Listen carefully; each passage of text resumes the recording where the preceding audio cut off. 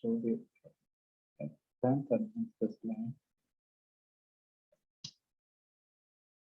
So this is outline of my presentation. I will start with a brief case presentation and proceed with the rest of the discussion. So I will tell you about a patient I saw recently. This is a 68-year-old male patient who was referred to a vascular surgeon for acute limb ischemia.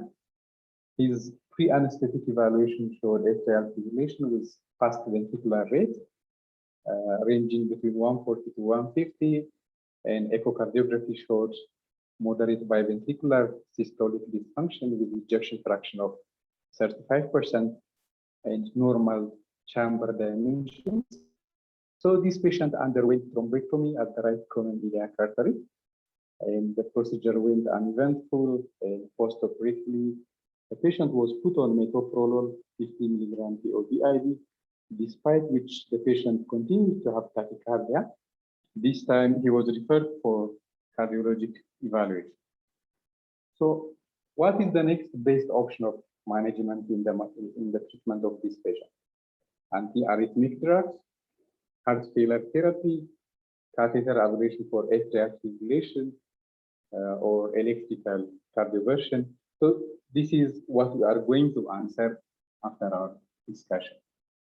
So arrhythmias commonly coexist in patients with heart failure and LV dysfunction, and it is mostly challenging to determine whether the arrhythmia is responsible fully or partially for the development of LV dysfunction, or if at all arrhythmia is the reason, or just an innocent bystander of patient with heart failure.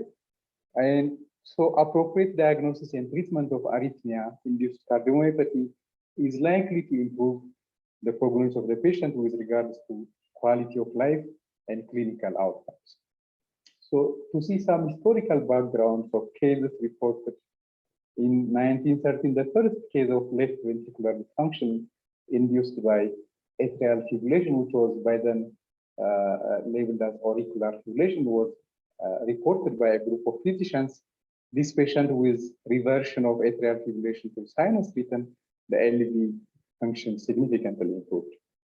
Later on, in the last decade of 20th century, group of scientists developed animal models to demonstrate structural changes induced by tachycardia by rapidly pacing animal models, and they clearly demonstrated the development of cardiomyopathy by arrhythmia per se, by inducing tachycardia, and stopping the rapid pacing resulted in significant reversion of the left ventricular systolic function and structural changes to normal state. And a year later, a case of PVC-induced cardiomyopathy was reported. Initially, this patient was labeled as idiopathic dilated cardiomyopathy, but the suppression of frequent premature ventricular contraction resulted in significant improvement of left ventricular systolic function. So during this discussion, we are going to answer 4 important key questions. So what arrhythmia-induced cardiomyopathy is, the pathophysiology, the recognition of patients with arrhythmia-induced cardiomyopathy, and how to manage these patients. So coming to the definition, most people prefer to use the term tachycardia-induced cardiomyopathy. So this is nowadays not the preferred term because it doesn't include all the spectrums of arrhythmia-induced cardiomyopathy. So the preferred term is arrhythmia-induced cardiomyopathy, which encompasses tachycardia-induced cardiomyopathy, PVC-induced cardiomyopathy, as well as atrial fibrillation-induced cardiomyopathy. The hallmark of this condition is partial or complete reversibility of the left ventricular dysfunction once arrhythmia control is achieved. So when we see the classification, we can grossly classify, depending on the clinical presentation of the LV dysfunction. It could be purely arrhythmia-induced cardiomyopathy. This is a case in which arrhythmia is the sole reason for the left ventricular dysfunction with no pre-existing known cardiomyopathy. Another subgroup of patients which are very commonly encountered are patients with arrhythmia aggravated cardiomyopathy, or patients with superimposed arrhythmia-induced cardiomyopathy. These are patients with pre-existing LV dysfunction, where the new onset of arrhythmia worsens the LV dysfunction. So let's see each of them one by one. To start with tachycardia-induced cardiomyopathy, this refers to the presence of reversible LV dysfunction solely due to the increase in the ventricular rate, regardless of the tachycardia origin. So any tachycardia with a high rate, and when it is sustained, can result in left ventricular systolic dysfunction. So when we see the prevalence, tachycardia-induced cardiomyopathy has been reported in about 10 patients with atrial tachycardia that are referred for ablation therapy.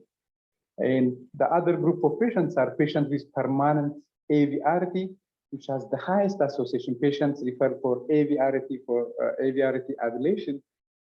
About 20 to 50% of patients were found to have tachycardia-induced cardiomyopathy, so making AVRT the most common, permanent AVRT is the most common tachycardia associated with LV dysfunction. So when we see the etiology of tachycardia-induced cardiomyopathy, the most common causes are supraventricular arrhythmias. So as I previously mentioned, AVRT is the most common form of pure tachycardia-induced cardiomyopathy, followed by atrial fibrillation or atrial flutter with rapid ventricular response. AVNRT, sustained sinus tachycardia are the causes of tachycardia cardiomyopathy as the supraventricular forms, and a sustained VT or high burden paroxysmal ventricular tachycardia can also induce. And the other form we see is a pacemaker mediated tachycardia with a rapid atrial or rapid ventricular pacing. So when we see the pathophysiology of tachycardia-induced cardiomyopathy, there are three phases that were demonstrated by physiologic studies. So the first phase is compensatory phase in the first 7 days, followed by LV dysfunction phase without overt clinical manifestation. And finally, if the tachycardia is sustained by more than 3 weeks, the LV failure, clinically overt LV failure will be manifested. So when we see the cellular and morphological changes that happen as a result of arrhythmia, so the initial tachycardia stimulus results in no significant structural changes in the first 7 days because this will be compensated. So the LV function remains normal. The extracellular matrix and the cellular, the myocytes will remain intact. If this persists, there will be extracellular matrix remodeling. As you can see, there is a disruption of the extracellular matrix. And if again the tachycardia is not treated within 1 to 3 weeks, cellular remodeling, contractile dysfunction, and the viability of the myocytes will be affected. By this time, there will be LV dysfunction with contractile dysfunction, and there is initial activation of renin-angiotensin-aldosterone system. And if the tachycardia stays beyond 3 weeks, now more progressive cellular changes with effects in calcium handling, resulting in intracellular calcium overload and overt left ventricular pump failure, resulting in severe left ventricular dysfunction. And this time there will be hemodynamic derangement with significant neurohormonal activation. Vasoactive peptide levels in the serum will be elevated, and the patient will have clinically overt pulmonary systemic congestion. So the clinical presentation of tachycardia-induced cardiomyopathy is a sort of dilated cardiomyopathy. Mostly the LV dilatation is not a marked dilatation with moderate to severe biventricular dysfunction. Mostly patients will present with class 3 and class 4 symptoms and with palpitations and syncope depending on the severity of the tachycardia and with the clinical scenario.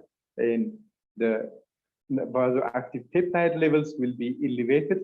And the most characteristic feature of elevation of this peptide is that there will be a sudden drop of these markers with elimination of the tachycardia. So the most important question is to answer which came first.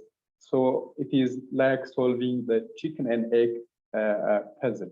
So because a primary arrhythmia can give rise to cardiomyopathy, and a patient with primary cardiomyopathy having arrhythmia can also, the cardiomyopathy can also result in arrhythmia. So it is always very important to give attention and so mostly it's difficult to answer, but there are proposed diagnostic criteria to differentiate between the two. So the presence of sustained heart rate more than 100 beats per minute with exclusion of other cause of heart failure, and the confirmatory diagnosis is after restoration of sinus rhythm or after achievement of good rate control, there will be partial or complete recovery of the left ventricular dysfunction. So treatment in this patient should be targeted that always there should be heart failure therapy as directed by the mortality and morbidity reducing guideline directed medical therapy. And the mainstay of management in this group of patients is suppression of tachycardia based on the culprit arrhythmia. So it could be use of antiarrhythmic drugs or radiofrequency ablation. So the hallmark of tachycardia-induced cardiomyopathy is recovery with addressing the arrhythmia. So if you have a complete recovery of LV dysfunction, so this is the classic case of primary tachycardia-induced cardiomyopathy, whereas partial recovery of LV dysfunction happens in patients with superimposed tachycardia-induced cardiomyopathy. So the treatment depends on the culprit's arrhythmia. So as you can see, sinus tachycardia, mostly the treatment is directed at the underlying disease, or we can use beta blocker to control the rate. And in most of the arrhythmias, ablation therapy is the most successful means of treating the supraventricular arrhythmias. And if it is a pacemaker-mediated tachycardia, the programming of the pacemaker results in resolution of the LV dysfunction. And in ventricular tachycardia, radiofrequency ablation or anti-arrhythmic drug therapy, depending on the type of the ventricular arrhythmia, the response to ablation therapy and anti-arrhythmic drug management differs. So this is a follow-up of cases of different types of cardiomyopathy. This is a tachycardia-induced cardiomyopathy, this is ischemic cardiomyopathy, and this is idiopathic dilated cardiomyopathy. So heart rate control was achieved on the follow-up data, while the ischemic and the dilated cardiomyopathy group of patients were not as such tachycardic. If you see the response of increment in the left ventricular ejection fraction after achievement of the tachycardia control, group of patients with tachycardia induced cardiomyopathy, those in blue, achieved increment in the left ventricular ejection fraction by 15% or more, whereas patients with ischemic cardiomyopathy and idiopathic dilated cardiomyopathy did not achieve a higher resolution of the LV dysfunction. So this point, I want to emphasize that with the control of tachycardia alone, we can achieve significant improvement of left ventricular function. So the second proportion of patients with arrhythmia-induced cardiomyopathy are patients with atrial fibrillation-induced cardiomyopathy. So by atrial fibrillation cardiomyopathy, we mean that it is LV systolic dysfunction in patients with paroxysmal or persistent atrial fibrillation despite appropriate ventricular rate control. So those patients with atrial fibrillation having tachycardia, they are subsets of patients with tachycardia-induced cardiomyopathy. Whereas atrial fibrillation-induced cardiomyopathy is a distinct entity where the rate is adequately controlled, but the patients are having LV dysfunction. So this is a diagnosis of exclusion, and we should exclude, we should control the rate, we should exclude other possible causes, and it should be considered in patients with heart failure with reduced ejection fraction, with atrial fibrillation, where the left ventricular function fails to improve with appropriate medical therapy and with adequate rate control. So when we see the proportion of patients with atrial fibrillation induced LV dysfunction, so in patients with no pre-existing structural heart disease, majority of the patients will develop mild to moderate LV dysfunction. This is the common presentation, whereas severe LV dysfunction is common with atrial fibrillation with rate control. And in other proportion of the patients with pre-existing left ventricular dysfunction, where the atrial fibrillation-induced cardiomyopathy is a sort of superimposed LV dysfunction. So the atrial fibrillation results in further reduction of LV function. Most of the patients in this scenario are mostly clinically unrecognized, and these are a group of patients who are undertreated. So when we see the mechanism, how atrial fibrillation, despite adequate rate control, results in LV dysfunction, mostly the heart rate irregularity results in calcium mishandling, and there is a loss of atrial kick as part of the ventricular filling. This results in limited ventricular filling, which also results in increased filling pressures, and there is a functional mitral regurgitation and diastolic dysfunction, which further results in left atrial dilatation and worsening of the filling pressure, as well as this creates a vicious circle of increased mitral regurgitation. The other component is atrial fibrillation per se induces sympathetic nervous system. So the sympathetic activation associated with atrial fibrillation is deleterious to the left ventricular function. So how do we treat these patients? So always the guideline-directed medical therapy for heart failure should be instituted, and the mainstay of management of this patient is restoration of sinus rhythm. So restoration of sinus rhythm can be achieved by use of anti-arrhythmic drugs, but the success rate is 30 to 50%, whereas radiofrequency ablation has a success rate of 50 to 88%. So this is the first trial that compared catheter ablation with anti-arrhythmic drug amiodarone. So the success of achieving atrial fibrillation-free survival is significantly higher with group of patients who are treated with catheter ablation. Another trial, a camera MRI, compared improvement in LV dysfunction with catheter ablation and medical rate control.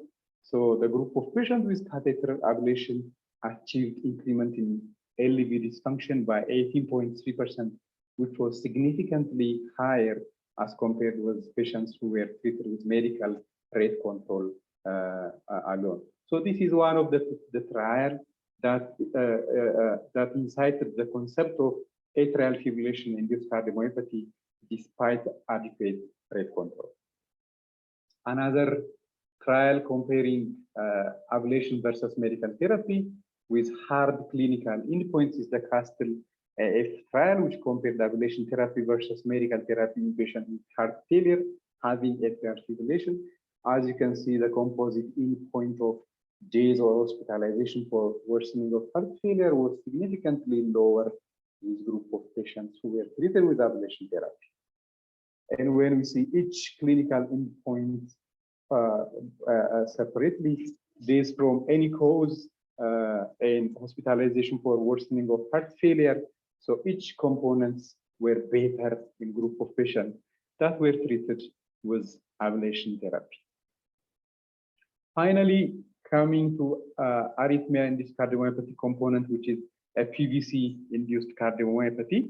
This is defined as cardiomyopathy development with LV dysfunction caused solely by frequent PVCs without any pre-existing myocardial disease. This could also be a superimposed PVC-induced cardiomyopathy, which is defined as worsening of LV ejection fraction by at least 10% in a patient with a previously known cardiomyopathy with a relatively stable LV dysfunction. So when we define the burden of PVC, frequent PVC is defined as total 24-hour burden of PVC of 5%, while high burden PVC is defined as PVC burden of 10%. So when we see the prevalence of PVC in the general population, the prevalence depends on the duration of monitoring. So the variability in the frequency of PVCs with time is significant. So with the usual 10-second 12-lead ECG, about 1 to 4% of individuals without known cardiovascular disease will have at least one PVC recorded. When the duration of monitoring is extended to 24 to 48 hours by Holter monitor, the prevalence of PVC ranges between 40 to 75%. And again, the prevalence varies with the age of the population studied. So PVC is more frequent at older age. So the prevalence is about 1% in age group of less than 11 years. And in the elderly population of age more than 75 years, a prevalence as high as 70% has been reported. So what are acute effects of PVC on the left ventricular dysfunction? So PVC results in left ventricular dysynchrony, which is the uncoordinated contraction of LV segments. So this impairs the efficacy of LV pumping. And the other is it causes atrioventricular dysynchrony, which results in atrial contraction against a closed ventricle. So there is no coordinated function between the upper and the lower chambers of the heart. And the other is post-extrasystolic potentiation, which is associated with calcium overload in the intracellular space, and that is deleterious to the myocytes. And the other is like that of atrial fibrillation, sympathetic hyperactivity, both at the central and peripheral level, is induced by PVC, and which is deleterious in the long run. So what are the predictors of PVC-induced cardiomyopathy? So the most important predictor of PVC-induced cardiomyopathy is PVC burden. So with each % increment in the burden of PVC, the odds ratio for development of LV dysfunction increases by 1.25. So this is the most important predictor of development of LV dysfunction induced by PVC. The other is the duration of palpitation. Duration of palpitation by more than 30 minutes is clinically associated with development of LV dysfunction. The other is QRS duration, a wide QRS duration of more than 150 milliseconds. And the other is epicardial origin of PVC, because the epicardial focus is associated with more dysynchrony in the LV function. So these are the mechanisms by which PVC results in the predisposing factors that increase the likelihood of PVC-induced cardiomyopathy. So this is a study which followed, this is an animal model of induced PVC. As you can see, with increasing burden of PVC from baseline to 8 weeks, with progressively increasing PVC burden, the left ventricular ejection fraction has progressively dropped to mild to moderate LV dysfunction. If this one is sustained, further declining LV ejection fraction is inevitable. So the clinical feature, mostly patients present with palpitation, and tachycardia is usually uncommon in these patients, but the post-PVC potentiation of LV contraction, the extra systolic potentiation is the reason for the palpitation. And mostly patients present with mild to moderate LV dysfunction. And it could also cause the deterioration of a previously stable LV function in patients with pre-existing dilated cardiomyopathy. And the hallmark, again, significant improvement of LV function with separation of the PVC. Diagnosis, it is a diagnosis of exclusion. And high index of suspicion is required in individuals with high PVC burden, and Holter ECG with a prolonged monitoring is recommended in order to quantify the burden of the PVC. So how do we differentiate patients with cardiomyopathy resulting PVC versus PVCs causing cardiomyopathy? So there are certain clinical criteria that would help us differentiate between the two. So when we see the patient characteristics, patients with primary cardiomyopathy are mostly older with a known heart disease, and the PVC-induced cardiomyopathy patients are otherwise healthy. And when we see comorbidities, comorbidities are common in patients with cardiomyopathy, with coronary artery disease, myocarditis, and RV dysplasia. And those with PVC-induced cardiomyopathy, there is no prior cardiac history. On the echocardiography, the LV dysfunction is very severe in patients with primary cardiomyopathy, and segmental hypokinesis can be demonstrated in proportion of patients, while global hypokinesis is the rule in PVC-induced cardiomyopathy, with LV dysfunction being mostly moderate left ventricular dysfunction. And in the cardiac MRI, there will be significant scar in proportion of patients with dilated cardiomyopathy, while the burden of scar is very minimal in group of patients with PVC-induced. And the PVC frequency is less than 5% in those with cardiomyopathy, and it is mostly high burden PVC in PVC-induced cardiomyopathy. And again, if you see the ECG and pattern of the PVC, it is multifocal due to presence of multiple focus of scars, which could be the focus in primary cardiomyopathy, while it is a monomorphic PVC in patients with benign PVC-induced cardiomyopathy.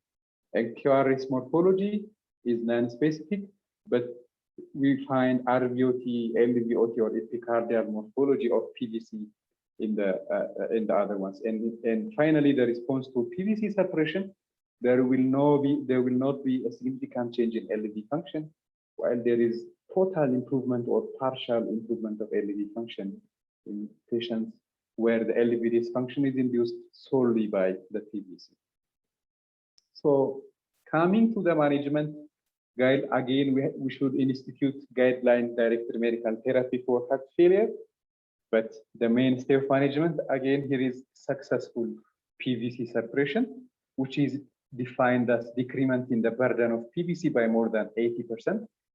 This is a threshold of PVC suppression that has resulted in significant LV function improvement in multiple cohorts of patients with PVC-induced cardiomyopathy.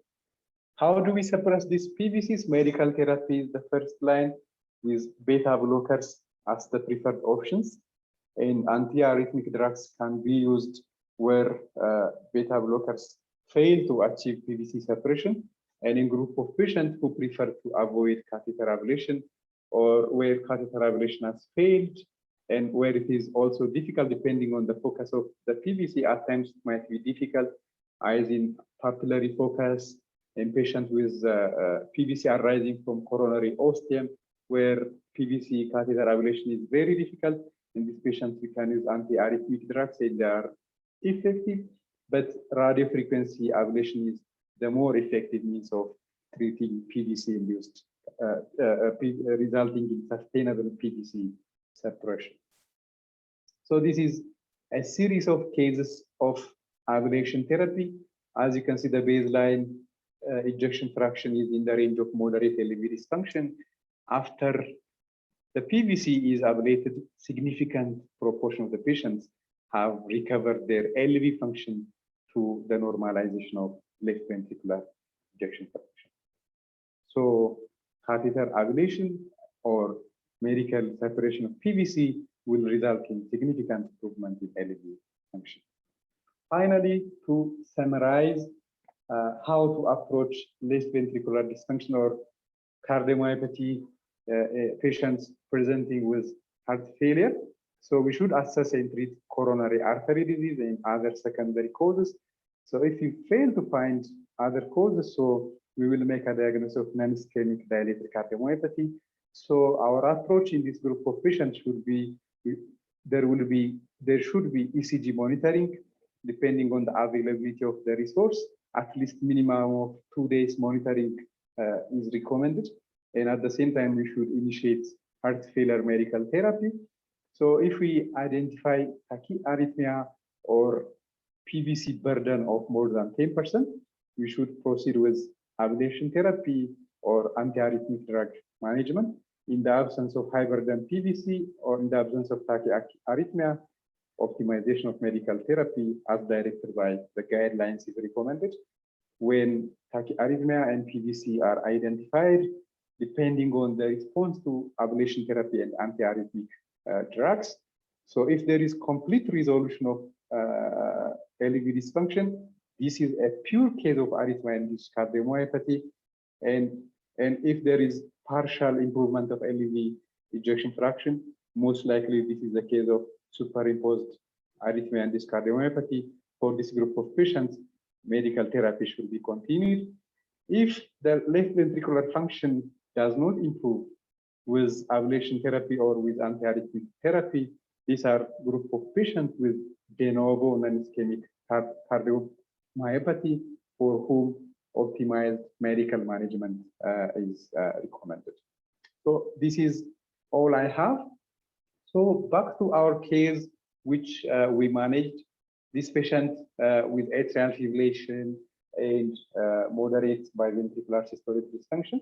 He was put on amiodarone, guideline-directed medical therapy for heart failure, and rivaroxaban was started for prevention of thromboembolism. After 1 week, he came for follow-up, and his heart rate was 80 beats per minute, and it was adequately controlled. His echocardiography that was repeated after 1 month showed normal biventricular systolic dysfunction. So this is a good case that clearly shows the treatment of the arrhythmia could result in total resolution or partial resolution of left ventricular dysfunction. So in conclusion, in a patient with heart failure and any kind of tachyarrhythmias with uncontrolled ventricular rates, patients with atrial fibrillation, patients with previous PVCs, we should always think about arrhythmia-induced cardiomyopathy or arrhythmia-aggravated cardiomyopathy. So this is all I have. If there are any questions, you are welcome.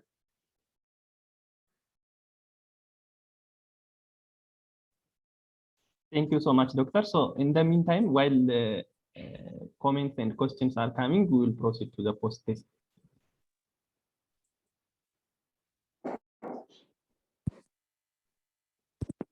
And I ask Dr. Ignagacha. Yes, proceed, Doctor. It was a very nice lecture, Dr. Chala. Thank you, Dr. What about bradycardia? Does it do the same kind of problem?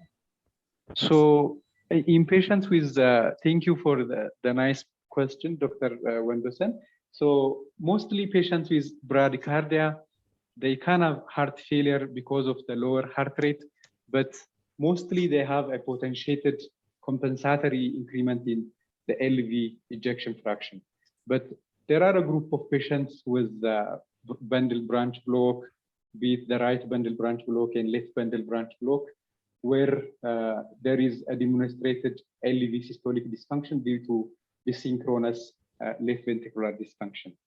But mostly patients with bradycardia, they have even a heightened left ventricular contractility as a compensatory mechanism.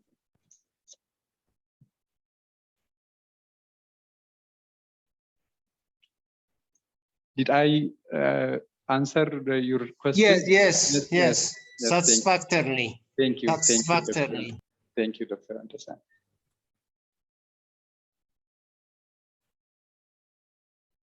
Anyone with questions or comments can unmute yourself or put it in the chat box.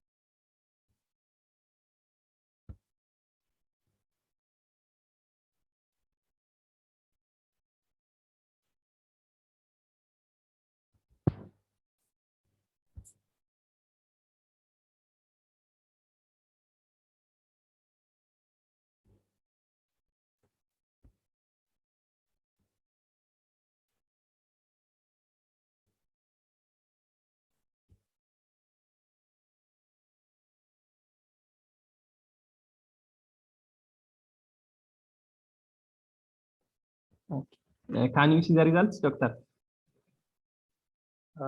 Yes, I can see the results.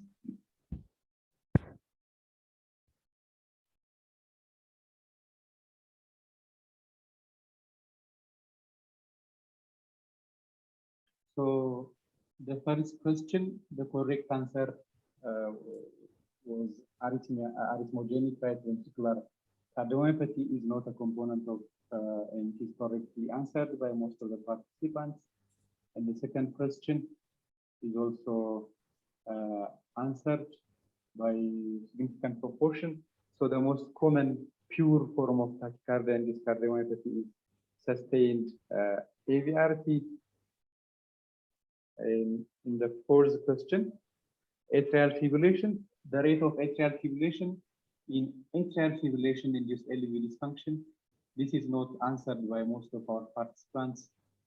Atrial fibrillation with fast ventricular response is classified under tachycardia induced cardiomyopathy, whereas the rate is not the most important significant determining factor in atrial fibrillation induced LV dysfunction. So A is the wrong answer is A, where the rate of atrial fibrillation is not the most important determining factor. In the last question, PVC suppression is labeled successful when we achieve LV suppression by more than 80%. And this is also answered by most of our participants satisfactorily. So thank you for attending my presentation. Thank you so much, doctor. So we will wind up our morning session here. Have a good day. Thank you, Dr. Chala. Thank you. Thank you.